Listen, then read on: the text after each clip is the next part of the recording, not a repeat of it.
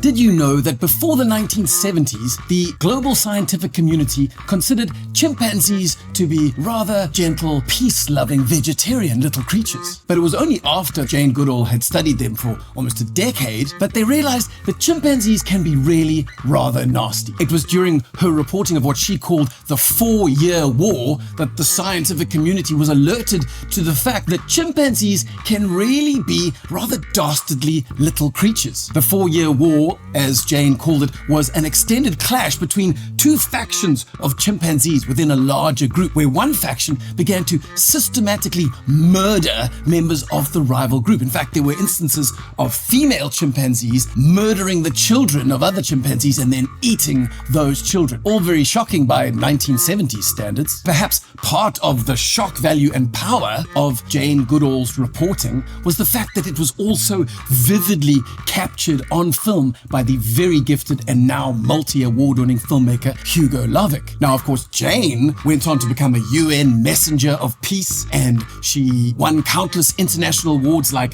the Templeton Prize and the Kyoto Prize, and she got a whole bunch of honorary degrees from various universities around the world. She even went on to have her own pop culture references in films like George of the Jungle, Madam, you are no Jane Goodall, and TV series like The Golden Girls. Jane Goodall once taught an ape to rumba. But I can't help feel that Hugo should have perhaps got a few Golden Girls references himself, because Jane's work, fantastic as it was, that spanned 60 years worth of study, would almost certainly not be as widely known had it not been so beautifully packaged and cinematically captured by the work of Hugo Lovick. So at the very least, you feel like he should at least get a mention on The Big Bang Theory. But the reason that we're talking about Jane and Hugo is because today's Hand Drink Solo Wine of the Day was named after the award-winning film and book Solo of the Serengeti that was produced by Hugo and Jane, which covered the topic of Cape wild dogs. And the hero, or main character for lack of a better term,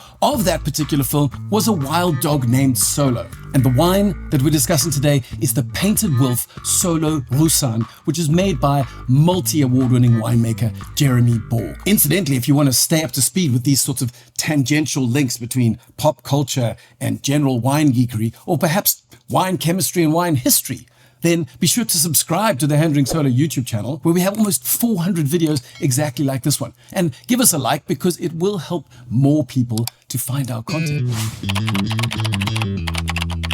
Painted Wolf as a brand was born in 2006 with two very express goals. One was to provide financial support to the conservation of wild dogs, and two was to help Jeremy Borg, its founder, realize his dream of becoming a winemaker. 20 years later, Jeremy has not only become a winemaker, but has won multiple awards across the decades. And as a company, they've donated more than 4 million rand to wild dog conservation and various other environmental groups. If we to pass the various ranges of Painted Wolf, you'll see that they have 3 distinct tiers in their range. The lowest tier is the Den, which is as close as Painted Wolf will ever get to producing a sort of lifestyle type range of wines. But Jeremy's almost obsessive attention to detail really won't allow him to produce anything too shoddy. And that's why the Painted Wolf Den range regularly pops up in those sort of hidden gems / discovery of the show / best value type awards. They really do over deliver on their price points. Then in the middle, you have the Pack range. And I say the middle, but really there is nothing middling about this tier of Painted Wolf wines. Previous vintages of this Roussanne, the 2018, I think, has won a Best Wine in Show trophy from the Trophy Wine Show. And they've also gone on to win multiple double gold awards, gold medals, and 5-star ratings. In fact, I went and counted how many 4.5-star platter ratings they got, which is a score over 90, but not quite in that 95 zone. And over the last 8 years, Jeremy Borg has earned 38 platter 4.5-star awards, which is an incredibly rare achievement. In fact, I can't declare this as an unassailable fact, but I've been unable to find another South African producer that has managed to achieve this uniformly high level of quality over almost a decade. However, if I'm wrong and there is another wine estate that has produced more platter 4.5-star or 5-star wines over the last 8 years, more than 38, then please drop a comment in the section below so that I can come back and delete this section. If you're looking to try some of the wines in the pack range, two of my favorites are the Lightning Sauvignon Blanc and the Black Tip Mourvèdre. Viticulture geeks will be super stoked to learn that the fruit for this wine was produced by a veritable vigneron celebrity in the farmer of Willy Mostert, who has a farm in the Voor-Paarberg region of the South African winelands. Willy was Tim Atkins Grower of the Year in 2023, an award that is given not just to viticulturalists, but farmers and consultants who improve the state of viticulture in South Africa. And as a side note, Willy also currently has the only Grenache Gris vineyard in the entire South African winelands. Willy's farm is on the southeastern slopes of the Paardeberg, which is a little granitic outcrop that separates Voor-Paarberg from the Swartland. And so if you go from Voor-Paarberg just over the mountain, what you'll discover is a ward called the Paardeberg Ward, which is probably the most celebrated ward in all of the Swartland, and it is home to growers like Sadi and Adi Badenhorst, Whiteman and Sons, David and Nadia, and Lammershoek, the estate from which it has been argued the beginnings of the Swartland Revolution were launched.